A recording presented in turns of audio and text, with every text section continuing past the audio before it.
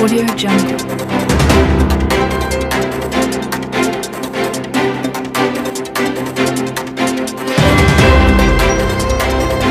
Audio Jungle.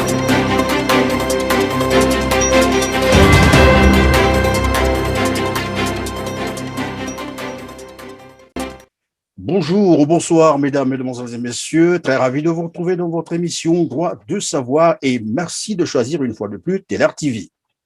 Il n'est un secret pour personne, la situation socio-économique du Congo-Brazzaville est telle que les étudiants accusent plus de 30 mois d'arriérés de bourse impayés, les retraités sont à 26 mois d'arriérés de pension impayés, les salariés, notamment les fonctionnaires actifs, ne savent plus à quelle date percevoir leur salaire. L'accès à l'eau potable et à l'électricité demeure un luxe au Congo-Brazzaville. Le système éducatif et celui, bien entendu, de la santé sont pratiquement à l'agonie. Le pays est lourdement endetté, isolé des institutions financières internationales. Voilà dans quel contexte les Congolais sont attendus aux urnes le 17 et le 21 mars 2021 pour élire le nouveau président de la République du Congo. Malgré ce contexte, bien sûr, difficile. Raison évoquée, respect des délais constitutionnels et de la démocratie. Mais une question s'impose. Est-ce une élection et forcément un indice de démocratie? Voilà à quoi va tenter de répondre notre invité aujourd'hui, qui est Anissé Poiti-Amar, un Congolais installé au Canada. Il a actuellement séjour à Brazzaville. Il est juriste, économiste spécialisé des finances publiques et de la fiscalité. Il est aussi avocat au barreau du Québec. Bonjour, maître. Oui, bonjour, monsieur Perrin. Faudrait-il que je t'appelle maître ou monsieur le financier? On se connaît depuis longtemps, vous faites comme vous voulez. Alors, maître, c'est beaucoup mieux. Voilà, nous parlions donc des élections qui pointent à l'horizon et dans un contexte socio-économique, les autres ont dit difficile. Alors, quelle est l'analyse que vous faites de la situation socio-économique du Congo actuellement? Et je reprendrai la présentation que vous avez faite. Certaines personnes pourraient discuter cette présentation, mais elle n'est pas très éloignée de celle que les évêques ont eu adressée, de celle que certaines autres personnalités qui se sont exprimées publiquement ont eu adressée. Toujours est-il que pour les éléments non contestés de ce diagnostic, le président de la République, dans son discours de décembre 2020, est revenu sur certains de ces éléments, plus particulièrement ceux en lien avec l'économie et les finances publiques. Donc, je n'ajouterai pas grand-chose, sinon pour reconnaître que notre pays est en train de traverser une situation très difficile et c'est sans précédent. Dans ce contexte, était-il nécessaire d'organiser une élection présidentielle, celle du Congo bien entendu, qui est annoncée pour le 21 mars 2021? J'ai abordé la question de l'opportunité plus d'une fois déjà depuis mon séjour au Congo. De mon point de vue, lorsqu'on pense élection, parce que malheureusement, je constate dans les discussions publiques que de nombreuses personnes considèrent une élection comme une fin en soi. On oublie que l'élection n'est qu'un moyen de gouvernance publique, donc ce n'est pas une fin en soi, comme tous les moyens. Il se pose toujours la question de l'opportunité. Et en ce sens, en considérant la gravité des difficultés économiques et financières du pays, la question de légitimité que l'on pose en pensant que c'est devant le peuple qu'il faudrait aller chercher cette légitimité, ce qui est normal par temps ordinaires, mais par des temps extraordinaires, on ne pense plus en fonction de la règle constitutionnelle, mais en fonction des circonstances exceptionnelles qui appellent une interprétation différente de la Constitution. Donc, en épousant la situation, si on pense l'élection comme une fin en soi, on a l'impression qu'il y a une contrainte constitutionnelle et qu'on n'y peut rien. Mais si on pense la situation de la société d'abord, donc si on met la situation avant l'élection, à ce moment, on se pose la question de l'opportunité que vous soulevez. Est-ce que dans les circonstances actuelles, l'on peut se permettre d'aller à l'élection comme on le ferait par temps ordinaire? Ma réponse est non, et de ce point de vue, je dis que la Constitution n'impose pas cette contrainte. La règle inscrite dans la Constitution s'applique à des moments ordinaires. Or, le Congo, en ce moment, de mon point de vue, est en état de guerre.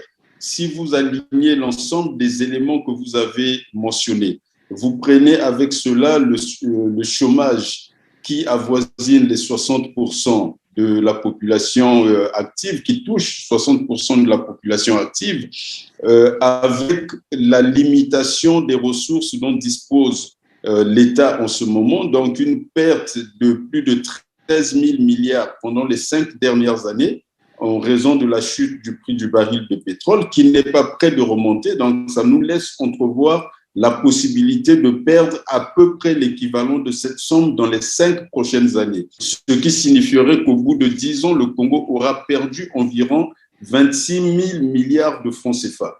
Un pays qui se retrouve dans cette situation, la classe politique dans ce contexte ne peut pas ne pas se poser la question de l'opportunité de l'élection, d'autant plus que, je l'ai dit auparavant, en considérant les chiffres avancés par le président de la République lui-même, quand il annonce que l'État a perdu 83% de sa capacité de financement des investissements dans les 5 dernières années.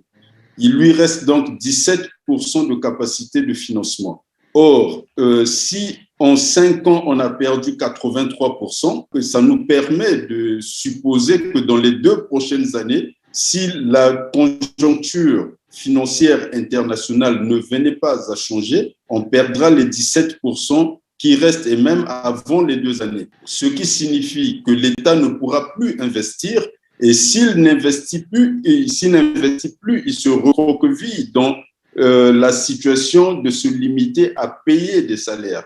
Or, ce n'est pas cela la vocation de l'État. Et vous avez mentionné les difficultés de paiement des salaires, les difficultés de paiement des pensions de retraite. Tout ça, on a déjà connu dans le passé. Notre pays est plus ou moins familier de ça. Donc, si vous additionnez ces difficultés d'assumer les charges de fonctionnement, plus l'incapacité totale d'assumer les charges d'investissement, on n'a plus d'État.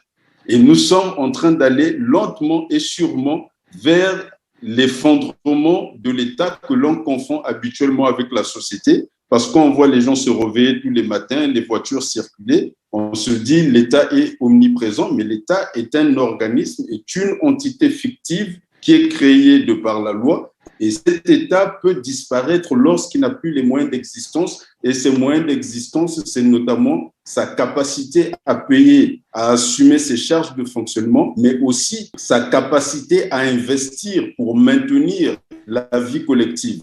Et donc, pour résumer, prenez les pertes de ses capacités financières. Considérez le fait que la quasi-totalité de l'argent qui circule dans l'économie congolaise provient du budget de l'État. Or, je vous ai dit que le budget de l'État a perdu en 5 ans près de 13 000 milliards de francs CFA et s'apprête à en perdre autant pour les 5 prochaines années. Donc, nous sommes vraiment dans le creux de la vague. Je parlais de guerre économique. L'État congolais est assiégé par des produits étrangers. Partout où vous passez au Congo, vous trouvez des produits étrangers absolument dans tous les lieux et les produits congolais sont quasiment absents.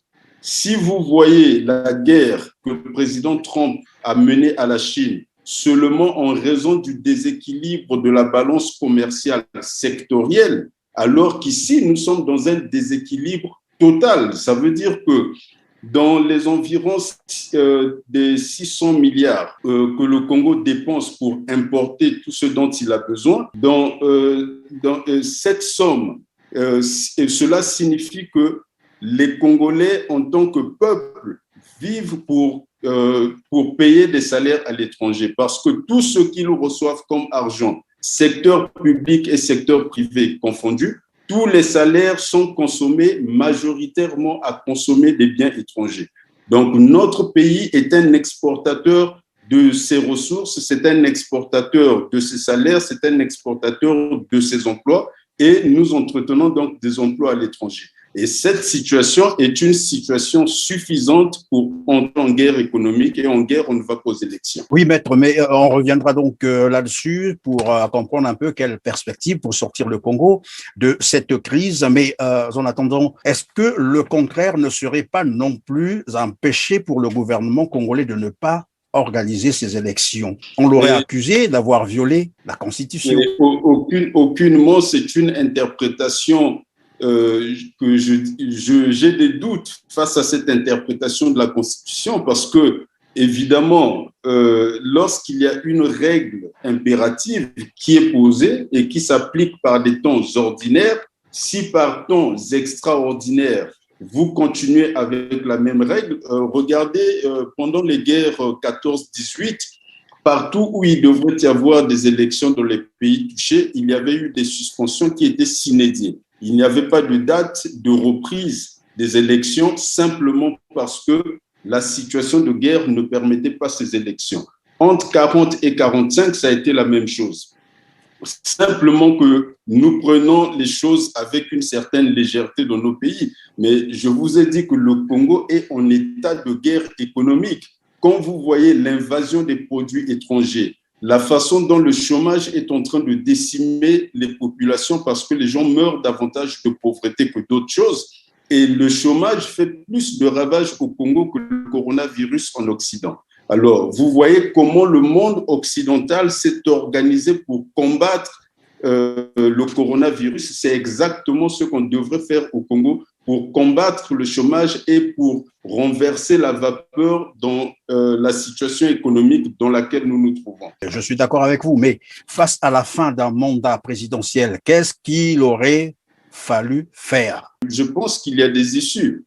Il y a effectivement la responsabilité des peuples, parce que c'est le souverain primaire, mais il y a aussi la responsabilité de la classe politique. Quand on se retrouve dans des situations exceptionnelles comme celle du Congo en ce moment, où je prends toujours l'exemple de l'hôpital central de la capitale qui ferme comme exemple de dysfonctionnement des services publics. Donc, si vous n'avez plus aucun service qui fonctionne correctement, si vous êtes dans le creux de la vague, comme nous le sommes du point de vue de l'économie, de la société et tous les autres aspects que vous avez cités, il y a les inondations, par exemple, qui sont en train de grignoter le périmètre de toutes nos villes et même des zones rurales. Il y a la crise sanitaire qui s'ajoute à l'ensemble des autres crises. Vous mettez tout ça ensemble, vous présentez ça à un occidental, il vous dira que c'est un état de catastrophe.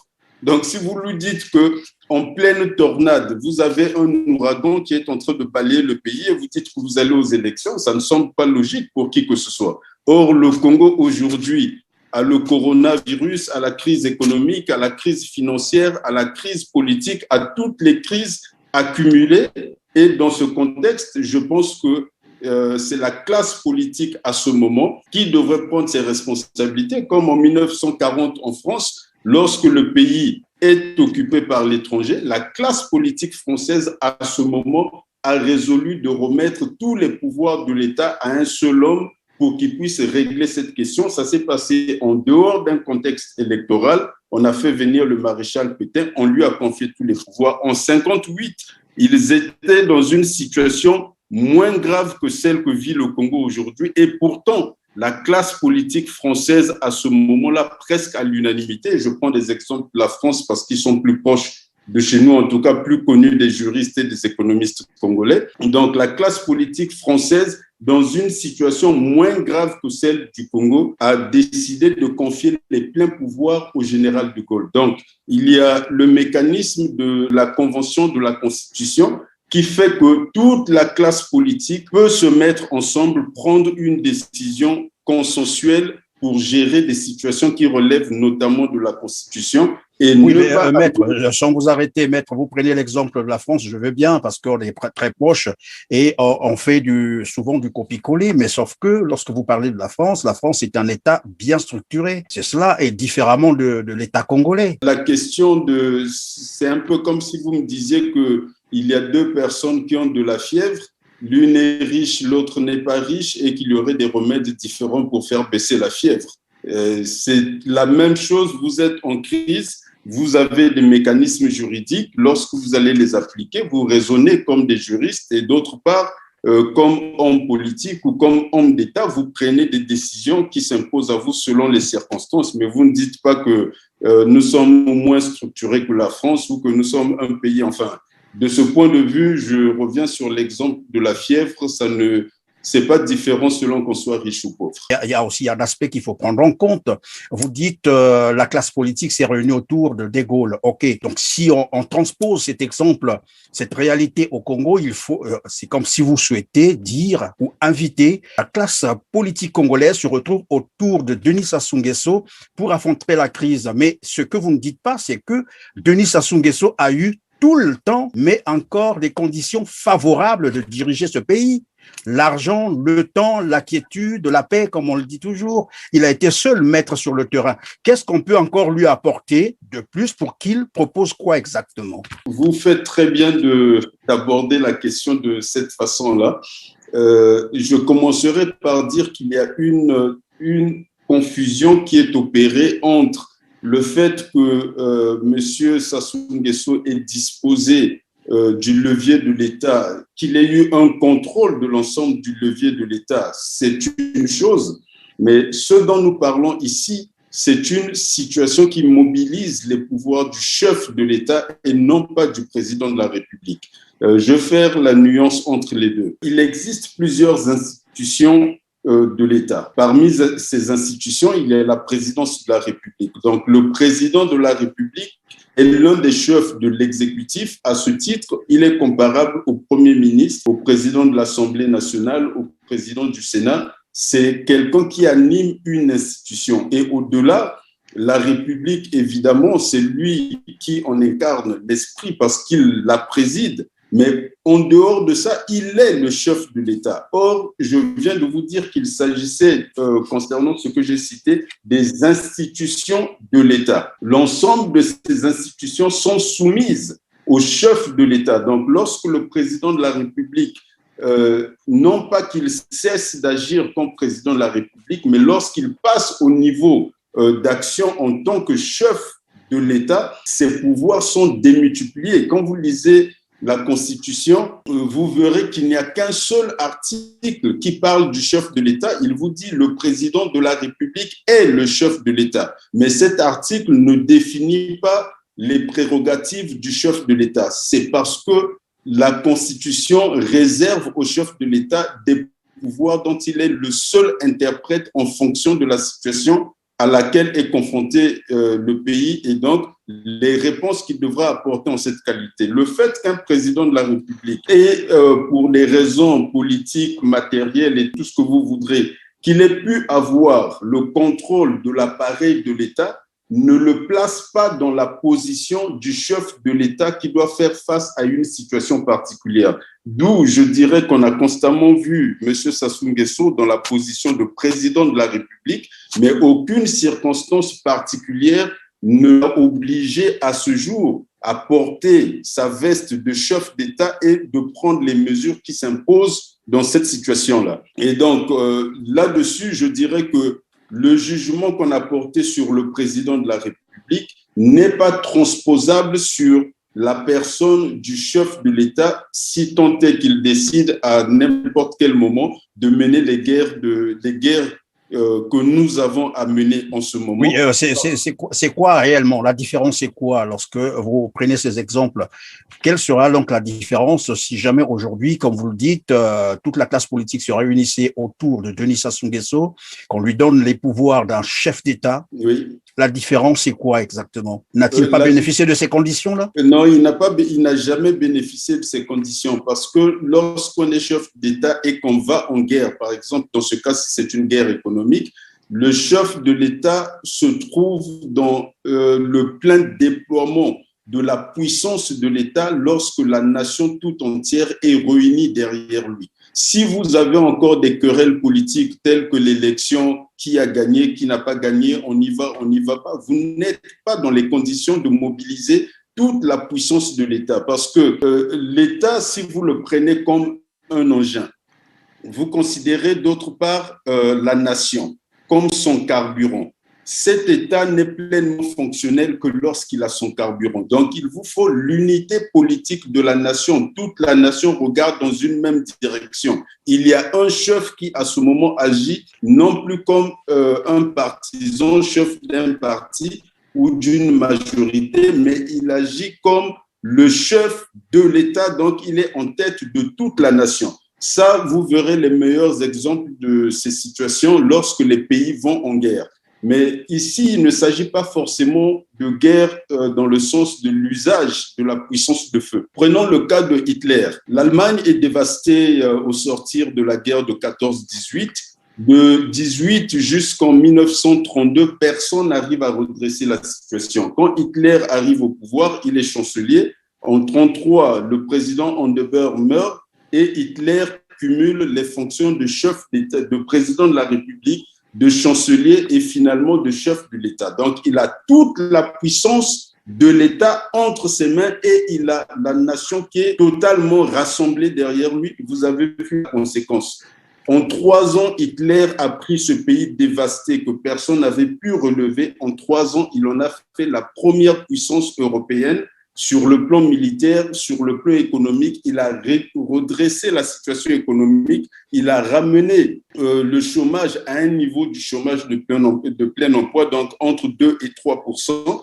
Et cela n'était pas possible s'il n'était pas dans la position de chef d'État et s'il n'avait pas le soutien de toute la nation. Donc, oui, mais maître, je vous comprends très bien, mais je pense que c'est aussi un problème d'homme. Vous croyez que Denis Sassou Nguesso a ces aptitudes-là, même si on s'unissait autour de lui confiait par exemple les pouvoirs d'un chef d'État. Vous pensez qu'il a une vision de faire mieux que le temps qu'il a eu à gérer le pays? Je vous rappellerai... Parce que c'est un problème de vision et de rêve aussi, à ce que je sache. C'est pour cette raison que je parlais du rassemblement de toute la nation. Il faut faire l'unité politique du pays.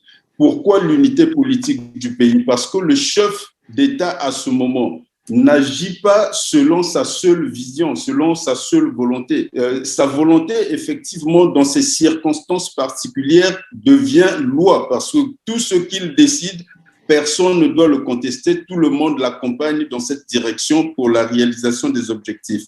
Or, lorsqu'il est dans cette condition, il mobilise toutes les ressources de la nation. Ça veut dire que vous, Monsieur Perrin, vous êtes à Washington. Si le président de la République, agissant en tant que chef d'État dans une situation de guerre économique, a besoin de vous immédiatement au Congo, on vous mettra dans le prochain avion et si vous ne le faites pas, vous manquerez à votre devoir de citoyen congolais parce que la citoyenneté, c'est aussi des obligations. Et donc, le président de la République, hissé dans la fonction de chef d'État, dispose de toutes les ressources de la nation. Il peut mobiliser qui que ce soit et toutes les choses qui sont présentes sur le territoire. Et avec cette puissance, il est capable de régler tous les problèmes, en tout cas partout ailleurs dans le monde. Lorsque vous êtes dans des situations d'une extrême gravité, vous ne pouvez pas faire l'économie de l'unité politique de la nation, du rassemblement de toute la nation derrière le chef. Et le chef, à ce moment, se donne les moyens de mener cette lutte en mobilisant toutes les intelligences du pays et toutes les énergies. Alice, vous pensez je crois que c'est ce que recherche, sinon appelle avec tous les vœux les opposants politiques du Congo. Ils en appellent à un dialogue national inclusif, question de s'asseoir et de regarder toutes ces questions. Vous pensez qu'il y a quelqu'un quelque part qui coince la machine, si ce n'est Denis Sassou Nguesso lui-même, qui ne veut rien savoir de ce dialogue? Tout peut partir de ce dialogue, non? Je ferai une petite nuance à ce niveau-là. Une petite nuance parce que, prenons l'exemple de la concertation de Madingu. À Madingu, il y a eu les forces politiques dont vous parlez. Quel a été le sujet? La gouvernance électorale. Donc, on était sur un sujet relativement politique qui se rapporte au partage de pouvoir. Et le dialogue tel qu'il a souvent été appelé des vœux de certains dirigeants est généralement orienté vers la discussion sur certaines questions, mais essentiellement politiques. Ici, la différence, c'est qu'on est dans un contexte économique tel que les souffrances des Congolais ne peuvent pas on ne peut pas, dans le contexte de ces souffrances très accentuées des Congolais, aller dans les divisions politiques qui sont les nôtres habituellement, chercher à savoir qui a fait quoi. N'oubliez pas qu'il y a eu la conférence nationale dans notre pays et on sait comment ça s'est passé. On était allé pour parler des problèmes du pays. On s'est mis à parler davantage d'un homme que du pays. Et par la suite, nous avons vu ce qui s'est passé. Certains acteurs qui ont vécu... Ce qui s'est passé, c'est quoi exactement? Ce qui s'est passé, c'est quoi? Qu'ils reviennent par les armes et c'était normal? Et je vous laisse faire l'interprétation de ce qui s'est passé, mais vu que vous m'avez probablement signalé... que je suis allé trop vite en besogne, tu peux nous le dire. Qu'est-ce qui s'est passé exactement?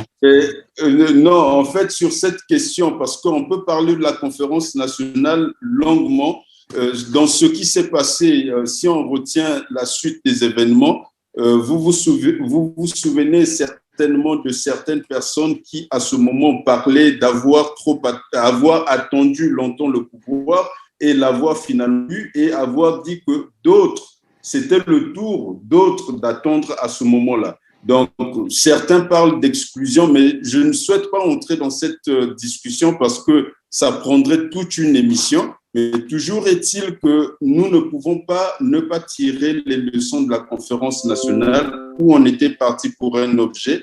Elle a progressivement changé de trajectoire. Souvenez-vous qu'elle s'est déclarée souveraine alors que ce n'était pas l'objet de débat. Donc aujourd'hui, lorsqu'on parle de la concertation, les forces politiques en présence qui ont une longue histoire de cohabitation et d'affrontement ensemble, qui ont vécu la conférence nationale ensemble, ont vécu la guerre de 97 ensemble, ont vécu les événements de 2015 ensemble, ces forces politiques, lorsqu'elles doivent se concerter, c'est autour de l'objet politique. Vous vous doutez bien qu'il y ait des réticences de la part d'autres. Mais lorsqu'on se concerte pour dire que le pays traverse une situation difficile, particulièrement l'aspect économique et financier, qui devient insupportable parce que c'est le quotidien des gens. Il y a des gens qui ne savent pas comment ils vont manger à midi, comment ils vont manger le soir, des enfants qui dorment affamés. J'ai par exemple vu au casino, lors de certains achats, que 1,5 litre de jus d'orange coûte 7 000 francs CFA. Donc, vous imaginez que dans cette situation, des enfants qui doivent prendre des vitamines, c'est par centaines de milliers dans notre pays que ces enfants ne prennent pas de jus d'orange parce que simplement, un jus de fruits est encore un luxe pour le Congo. À notre époque, le litre de lait, là où vous êtes, vous savez que tous les matins, les enfants prennent des vitamines dans des jus de fruits et du lait. Chez nous, ça reste encore un luxe. Donc, nous ne sommes pas dans un contexte dans lequel on peut faire de la politique politicienne. Nous avons parlé des pertes, entre-temps, en ce qui concerne le budget de l'État, mais il y a d'autres pertes encore plus importantes. C'est que le marché mondial aujourd'hui a 7 milliards d'habitants. Hier, nous étions un pays de 3 millions d'habitants qui vendait à son propre marché. Et depuis bientôt un quart de siècle, nous sommes devenus un pays qui peut vendre au reste du monde sans restriction ou presque. Le marché de 7 milliards d'habitants, les 4 millions que nous sommes, nous n'en bénéficions pas, simplement parce que nous ne produisons rien. Donc, dans un monde devenu essentiellement économique, se maintenir dans la situation de conflit politique perpétuel qui entame la condition économique et sociale de nos compatriotes, alors que nous pouvons nous adapter, nous actualiser, commencer à faire davantage d'économie que de la politique, à ce moment-là, nous profiterons et du marché mondial qui passera... Oui, maître, mais attends, qui devrait normalement avoir l'initiative de rassembler tout le monde autour de lui? Je me souviens en 2015, lorsque nous allions vers le changement de la Constitution, je recite les mots, c'est ce que Hollande a dit à Denis Sassou Nguesso, sachant qu'il allait violer la Constitution, changer la Constitution, il lui dit « Ok, mais après, il faut rassembler, à peser. » Denis Sassou Nguesso est bien conscient de cela. Mais depuis 2016 à aujourd'hui, on se retrouve dans une crise beaucoup plus aiguë qu'avant. Qui peut initier cette rencontre autour de lui? C'est là la question. N'est-ce pas Sassou Nguesso qui devait avoir cette initiative? Lui qui a les manettes. Mais ce serait un procès d'intention. Il ne m'appartient pas de dire qui devrait faire quoi à quel moment. Et 2015, à la vitesse où les choses changent dans le monde, 2015, c'est presque un quart de siècle maintenant. J'ai moi-même été opposé au changement de la Constitution parce que je considérais que c'était une opportunité que le Congo perdait, une opportunité en tout cas de faire l'alternance pacifique parce que c'est le chaînon manquant de la vie politique congolaise, parvenir à maîtriser l'alternance pacifique au pouvoir. Donc, bien que j'ai combattu le changement de la Constitution pour les raisons que je viens d'évoquer, je considère que 5 ans plus tard, 6 ans plus tard pour être plus précis, la situation du Congo s'est tellement dégradée qu'on ne peut pas regarder qui a mis le feu. Lorsque la maison brûle, on ne cherche pas qui a mis le feu, on éteint le feu. Oui, mais je suis tenté de te poser la question. Lorsque tu parles de se mettre autour d'une personne, c'est-à-dire de conjuguer les efforts, c'est-à-dire toute la classe politique, c'est autour de qui en fait? Quelle est l'image qui te vient à l'esprit lorsque tu parles de se rassembler autour de quelqu'un? Qui, selon toi, pourrait assumer les fonctions du chef de l'État? Maintenant, là, pour aller en guerre contre, évidemment, tous les mots que nous sommes en train de décrire là. Mais je ne sais pas si par cette question, vous suggérez quelqu'un d'autre. Pour moi, ce serait enrichissant pour la discussion. Mais d'ores et déjà, je constate qu'il y a un président de la République en exercice. Et étant donné qu'il est en exercice et que la Constitution dit que c'est le président de la République qui est le chef de l'État, lorsque vous avez un État qui s'effondre, ce n'est pas le président d'une institution qui peut le relever. Ce n'est pas le président de l'Assemblée, du Sénat ou qui d'autre qui peut le relever et même pas le président de la République. Quand l'État est dans la déliquescence que nous connaissons aujourd'hui, c'est le chef de l'État qui peut le relever. Donc, il y en a un qui est en fonction, qui a démérité dans certains aspects. Je ne vous dirai pas, je ne fais pas son apologie pour vous dire qu'il est blanc comme neige ou que ce soit un ange. Non, je vous dis que j'ai combattu son choix politique en 2015. Et à certains autres moments, j'ai pu exprimer des positions qui n'allaient pas toujours dans le sens de ses choix politiques. Et donc, j'ai discuté ces choix politiques. Mais lorsqu'on se retrouve dans la situation de contrainte qui est la nôtre aujourd'hui, je ne connais pas de responsable politique pour qui il serait sain de contester l'autorité du chef lorsqu'on est en guerre. En tout cas, ça, je ne le dis pas pour le Congo, je le dis pour tous les États au monde. Ce sont des règles fondamentales. Lorsque un État est en guerre, la nation fait le rassemblement autour du chef et on ne conteste pas son autorité à ce moment-là. Soit on considère que le Congo est en situation de guerre aujourd'hui et qu'il faut mener cette guerre, à ce moment, nous faisons le rassemblement et dans l'espoir aussi que le rassemblement qui se fait ne soit pas vain. J'ai exprimé la position qui est la mienne quant au gouvernement de large union nationale. Je n'aime pas cette formule parce que c'est des formules partout ailleurs où on les a appliquées. Généralement, ça a été très politique, ça a pesé les tensions, mais ce n'était pas économiquement et socialement efficace. Je suis maître, dans le même sens. Dans le même sens. Oui, vous allez terminer, mais c'est que c'est très long. J'ai déjà compris votre idée, mais sauf que dans le même sens, je voulais vous dire ceci. Vous ne pensez pas, comme le disent d'ailleurs une bonne partie des Congolais, que finalement, le problème du Congo, c'est bien Sassou Nguesso, c'est cette tête qui ne marche plus. Qu'est-ce que vous pensez d'un schéma où on va au dialogue national inclusif, on y met en place une équipe de guerre, comme vous le dites d'ailleurs, mais pilotée par un comité et M. Sassou peut être là comme un président honoraire. Qu'est-ce que cela vous dit à l'esprit? Qu'est-ce que vous pensez de cette idée? Déjà, je formule la proposition de faire le rassemblement. C'est une proposition qui participe à la discussion sur la chose publique, mais je ne dis pas que ce soit la seule solution. La classe politique dans son ensemble examinera toutes les propositions et en fera d'autres et arrivera à délibérer sur ces questions. Mais sur l'aspect de désigner Denis Sassou Nguesso comme le problème du Congo, de ce point de vue, je pense qu'on doit à la vérité de faire certaines nuances.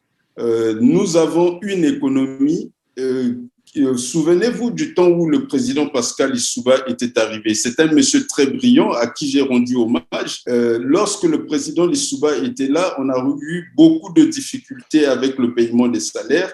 On a eu des difficultés avec les pensions de retraite. Et lorsqu'il a quitté ses fonctions, il y avait une accumulation d'arriérés des uns et des autres. Et pour régler ces questions, il est même allé jusqu'à brader le pétrole. Ce monsieur qui est d'une intelligence supérieure et que personne ne conteste, s'il était arrivé à ce genre de décision, c'est qu'il n'avait vraiment pas le choix. Or, lorsqu'on examine la situation, d'aucuns à l'époque ont pensé que c'était un mauvais gestionnaire, ce qui n'est pas le cas parce qu'on a compris par la suite que le prix du baril de pétrole avait chuté à un point tel qu'il ne lui restait presque plus de marge de manœuvre. Lorsque le président Sassou Nguesso est revenu aux affaires, au début des années 2000, il y a eu une hausse extraordinaire du prix du baril de pétrole. Et vous vous souvenez que toute la dette sociale a été résorbée à ce moment-là. Et tous les fonctionnaires se sont dit, et les retraités se sont dit, il fallait que le président Sassou revienne parce que c'est un bon gestionnaire. C'est toujours le président Sassou qui est aux affaires aujourd'hui. Les fonctionnaires commencent à être mécontents. Les retraités sont mécontents et vous retrouvez le même élément. Le prix du baril n'a cessé de chuter depuis 5 ans. Non, mais bon, je vais plutôt faire. Oui. Est-ce qu'on peut aller droit est-ce qu'on peut être clair, concis et très direct dans les réponses? Parce qu'évidemment, le temps est très compté. C'est pour l'intérêt de... Vous posez des questions difficiles qui appellent des réponses techniques. Il faudrait bien que j'aille au bout de l'argumentation. Donc, non, je veux bien, mais soyez un peu technique parce que je vous connais aussi très technique. Vous êtes quelqu'un qui, lorsqu'il veut aller droit au but, il va. Donc, on vous suggérerait donc d'être clair, concis et direct. Cela va nous arranger pour le temps qui nous reste. Je vais le faire. Donc, vous prenez deux présidents dans deux situations différentes, les deux ont connu exactement le même problème. À ce moment, dire que Pascal Lissouba était le problème serait une erreur foncière. Dire que Sassou Nguesso est le problème releverait de la même nature. L'erreur sera de la même nature parce que ici, la réalité, c'est la constance de l'importance du prix du baril de pétrole sur notre économie. C'est donc la structure de notre économie. Aujourd'hui, vous pouvez mettre n'importe quel président à la place du président Sassou Nguesso en considérant que le pétrole compte pour 70 à 80% de revenus dans le budget de l'État. Tant que le baril reste à ce niveau, il n'y aura pas un génie qui vous apportera une solution miracle. Donc, mais moi, on se rappellera du génie de Pascal Lissouba lorsqu'il arrive, les caisses sont vides, vous l'avez rappelé. Il a eu ce problème-là où il a commencé à avoir une grogne au niveau des fonctionnaires et il a commencé à trouver des solutions jusqu'à aller revoir le contrat de production qui, aujourd'hui, génère autant de milliards au Congo-Brazzaville, ce que, excusez-moi de le dire, mais c'est la réalité, Denis Sassou Nguesso est incapable de faire. Sinon, de jubiler sur cet argent et ne rien faire. Voilà qu'on se retrouve dans une crise aiguë. Il faut rappeler qu'en 2010, le Congo a vu sa dette effacée, je vous en prie. Et aujourd'hui, on nous parle de 14 000 milliards qui ont disparu comme ça. Personne ne sait où sont passés les 14 000 milliards de francs CFA. C'est quand même 5 ans de budget du Congo où sont passés ces 14 000 milliards. Ça, on ne le dit pas. Donc voilà, en fait, quand je dis Denis Sassou Nguesso, c'est le problème, il y a bien des éléments qu'on peut démontrer ici. Et il est resté longtemps au pouvoir sans que personne ne le gêne. Mais vous avez repris une question que vous aviez posée tout à l'heure, à laquelle j'ai déjà répondu, pour dire qu'il n'est pas contestable que de façon factuelle qu'il est disposé de presque tous les leviers de l'État, qu'il ait eu un contrôle effectif de l'État. Nous n'étions pas dans la situation du chef de l'État qui a toute la nation rassemblée derrière lui. La nature des difficultés auxquelles on fait face aujourd'hui nécessite qu'on puisse faire le dépassement. Sinon, nous pouvons rester dans la situation dans les diagnostics posés il y a 5 ans et même posés l'année dernière et se dire que la situation est telle qu'elle est. Je ne sais pas si vous envisagez autre chose que ce qui… Non, mais maître Alissé, dites-nous, vous pensez qu'il y a quelque chose qui gêne Sassou Nguesso à bien faire au Congo dans sa posture actuelle de son régime? Vous pensez qu'il y a quelqu'un qui le gêne de faire quoi que ce soit? Peut-être de l'argent ou des politiques qui s'opposent à lui? Vous le pensez? Je vous donnerai un exemple précis. Souvenez-vous que le Congo s'est engagé dans des négociations avec le FMI il n'y a pas longtemps. Et au moment où le gouvernement demandait le soutien du FMI, parallèlement, les forces d'opposition rassemblées et par plusieurs moyens ont fait pression sur le FMI afin que les ressources dont le Congo avait besoin ne soient pas mises à sa disposition. C'est en cela que je vous parle de l'unité politique de la nation. Lorsque vous avez un gouvernement qui va dans une direction et une partie de la population tirée par des leaders, pas des moindres, qui vont en direction opposée, vous avez de réelles difficultés. Donc, si ça répond à votre question, mais je pourrais vous dire… Non, mais naturellement. Est-ce que ces opposants ne se sont pas servis de l'exemple du passé de 2010, où le Congo se voit sa dette presque épongée? Alors, on se retrouve avec beaucoup d'argent parce que le pétrole est bien vendu et que tout cet argent est dilapidé, se retrouve dans les paradis fiscaux. Maître Alissé, savez-vous qu'aujourd'hui, il y a des ministres congolais qui détiennent près de 5 000 milliards dans leur compte privé? Et pourquoi donc le FMI se permettrait-il encore de donner de l'argent à ces mêmes personnes qui, on le sait, mais la preuve, la première tranche est passée par où? Celle de la négociation avec le FMI. T'es-tu posé la question? Mais vous me posez la question, vous savez que je n'ai pas les manettes du budget de l'État, en tout cas je ne participe pas à son maniement. C'est une information, oui, c'est une information que nous vous donnons. Merci de l'information, je la prends avec réserve parce que vous la donnez là tout de suite, il faudrait la vérifier, comme d'autres informations que vous avez données, mais dans le fond, ce que je voudrais vous dire, je rappellerai l'image de la maison qui brûle.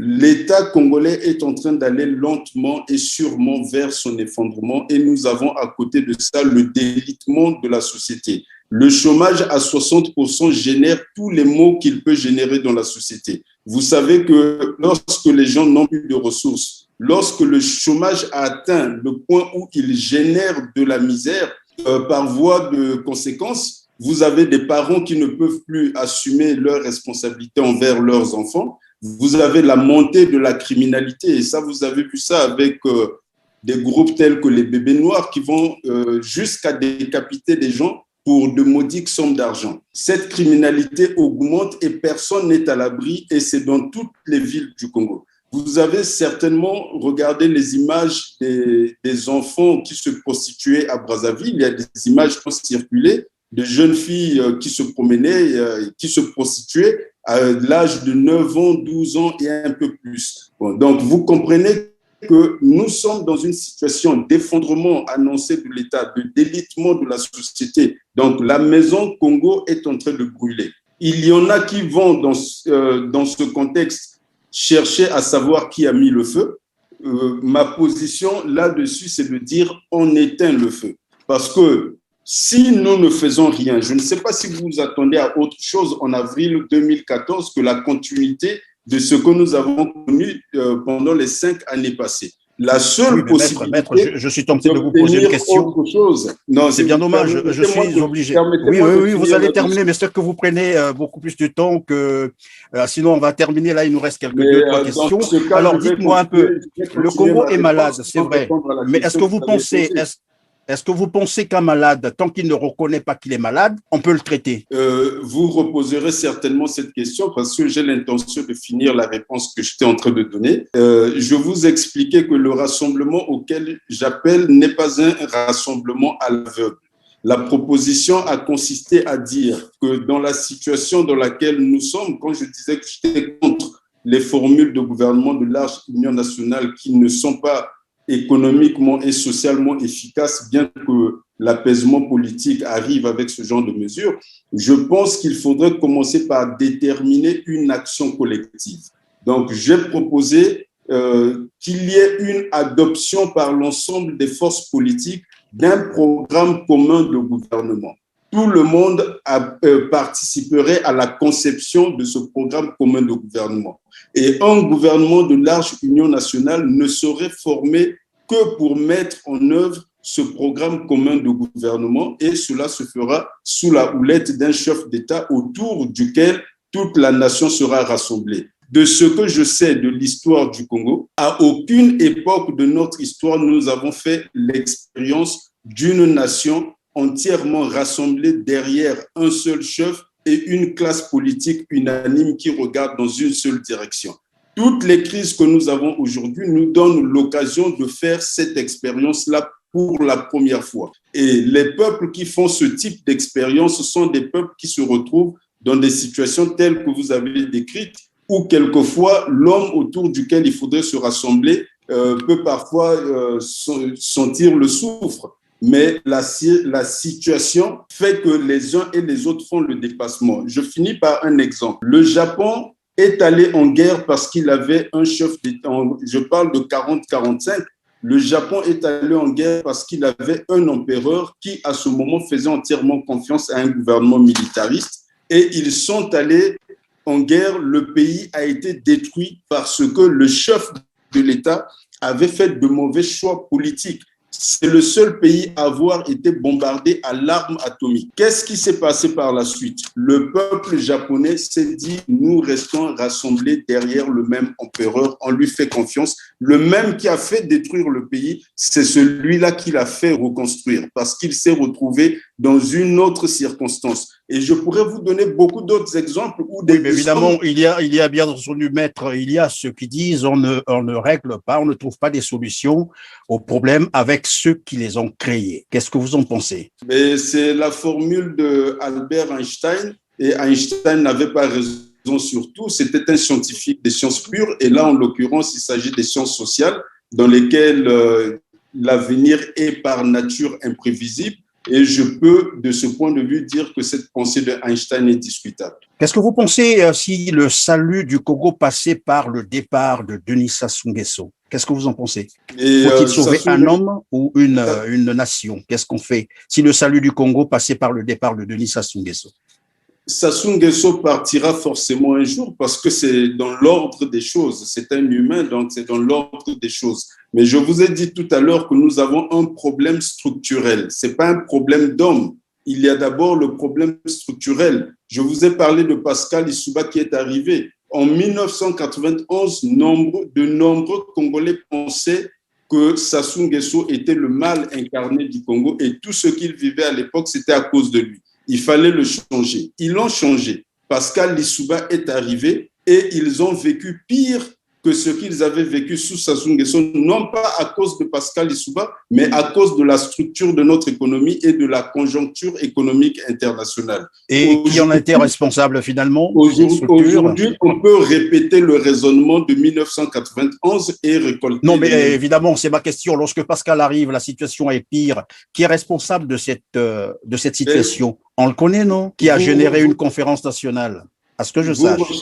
Vous recherchez le coupable. Je n'ai pas l'intention de faire les procureurs. On ne va pas chercher le coupable, malheureusement.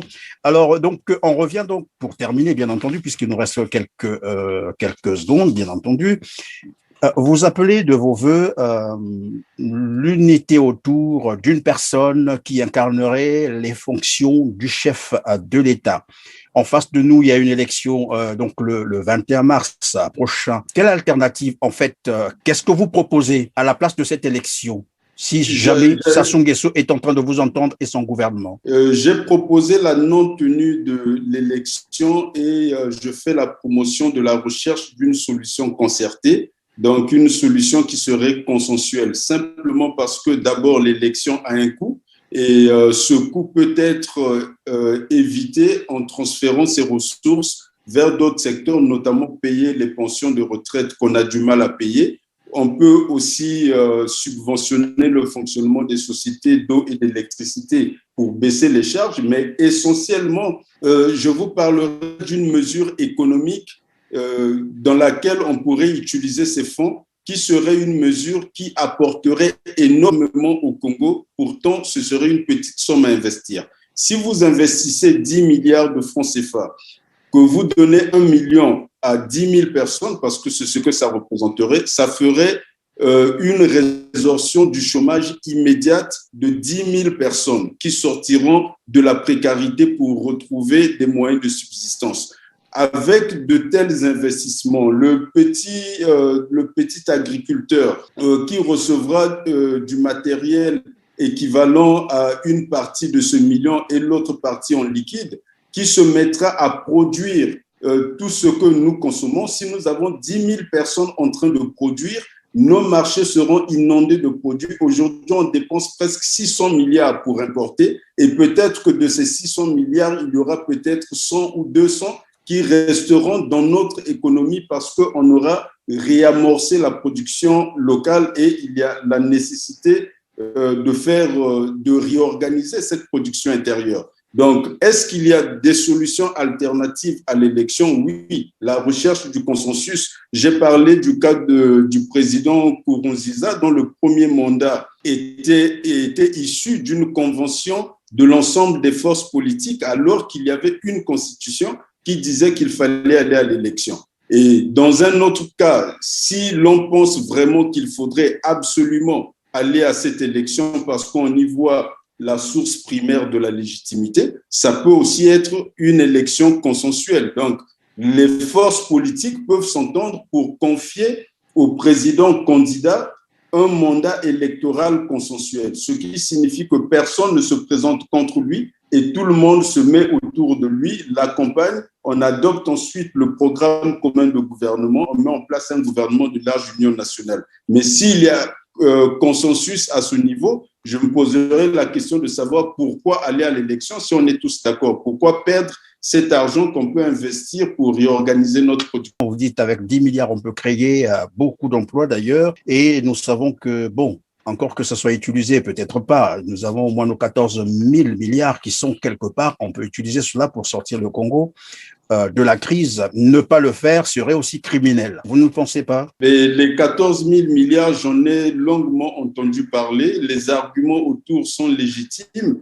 Mais je pense aussi à tout ce que nous perdons en ne participant pas au commerce mondial, ce que personne n'évoque, parce que c'est beaucoup de milliers de milliards de francs CFA que nous perdons en ne participant pas à ce commerce mondial. Donc, ça peut aussi être posé de cette façon parce que de ce point de vue, on perd beaucoup plus d'argent que les 14 000 milliards. Je ne dis pas qu'il faut mettre le couvercle dessus. J'ai mentionné que les arguments quant à cette somme sont légitimes, mais il y a beaucoup d'autres niches dont personne ne parle. Par exemple, dans la décennie 2000 à 2010 et des années qui ont suivi, la balance commerciale du Congo était positive parce que le prix du baril de pétrole avait carrément explosé. Et nous avons donc eu beaucoup de ressources de ce point de vue. Ce qui aurait dû, si nous étions dans un autre contexte d'économie monétaire et bancaire, ça aurait augmenté nos réserves de change. Or, malheureusement, nos réserves de change ont été captées par un système monétaire et les pertes sont supérieures à 14 000 milliards. Et personne n'en parle, malheureusement. Et tu ne penses pas que c'est l'intérêt ici de procéder à l'alternance politique, trouver des nouvelles personnes qui auront probablement une vision pour le Congo et faire mieux pour le Congo? Vous prêchez un convaincu. Je vous ai dit qu'en 2015, j'ai quitté le Canada, j'ai quitté ma famille, je suis venu au Congo parce que pour moi, il fallait absolument respecter la possibilité, la chance qu'on avait à ce moment-là de faire l'alternance politique pacifique. Je pensais que c'était vraiment une chance. J'ai tout abandonné au Canada pour venir verser mon énergie avec ceux qui étaient en train de se battre sur le terrain. Donc, l'utilité d'une alternance pacifique, ça va de soi, c'est indiscutable. Mais ici, nous sommes en train de parler d'un contexte. Est-ce que dans le contexte dans lequel nous sommes actuellement, on peut se permettre d'avoir la querelle politique? Parce qu'une élection, c'est une compétition, donc il y a la querelle. À l'issue de l'élection, vous êtes divisé. Or, les mots dont souffre notre pays, notre société, notre État, sont des mots pour lesquels il faudrait qu'il y ait l'unité politique de la nation pour pouvoir y venir à bout. Si on ne le fait pas, on aura respecté la Constitution comme d'aucuns le disent, on fera l'alternance comme d'aucuns le souhaitent, mais nous n'aurons pas de solution aux problèmes qui sont en train de ronger notre société aujourd'hui. Alors, on va terminer donc sur cette question. Je sais que vous êtes aussi administrateur agréé à l'ordre des administrateurs du Québec. Vous êtes en séjour au Congo-Brazzaville. Peut-on comprendre l'intérêt de votre séjour? Et en passant, j'ai versé ma voix au débat public, mais dans le fond, je suis de passage pour des travaux d'exploration du marché.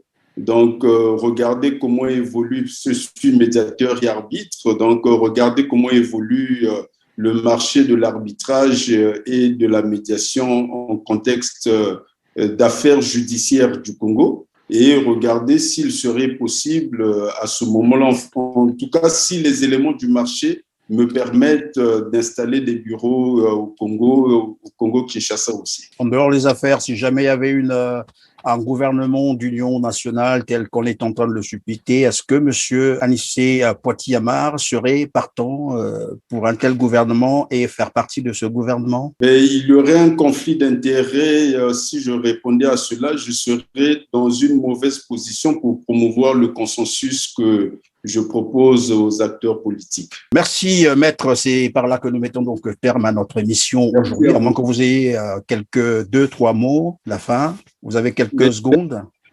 J'ai eu l'occasion de parler des droits de l'homme lors d'une émission précédente. Je le refais pour dire que, pour rappeler que ces droits sont ceux de la personne. On les appelle droits de l'homme parce qu'ils ne sont pas ceux d'une autre espèce. Ce sont ceux de l'homme. Et l'homme n'est pas pleinement homme s'il ne jouit pas de la totalité de ses droits.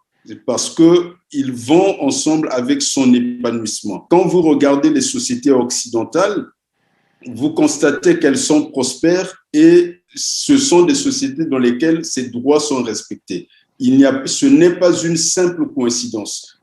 Lorsque vous regardez d'autre part les sociétés dites sous-développées, c'est généralement dans ces sociétés où il y a la plus grande violation des droits de l'homme. Donc, il y a un lien intrinsèque entre le niveau de développement et les droits de l'homme. Pour cela, je dis que les Congolais doivent se réapproprier leurs droits fondamentaux. On ne doit pas les abandonner parce que quand vous les abandonnez, vous faites un retour, vous redescendez d'un degré, vous repartez vers la bestialité. Donc, pour être pleinement homme, il faut revendiquer ces droits, les assumer. Et tout gouvernement devrait pouvoir intégrer ce que tout le monde en Occident a intégré, c'est que le respect des droits de l'homme est toujours profitable au gouvernement parce que ça rend le peuple plus prospère, plus productif. Et si nous voulons que les Congolais soient plus productifs demain, il faudrait respecter leurs droits. Merci une fois de plus, maître. Et à vous, chers téléspectateurs, j'ai été le plus heureux de vous savoir encore nombreux sur votre canal, la TELAR TV. On se prend donc rendez-vous pour la prochaine occasion, mais entre-temps, portez-vous bien. Merci.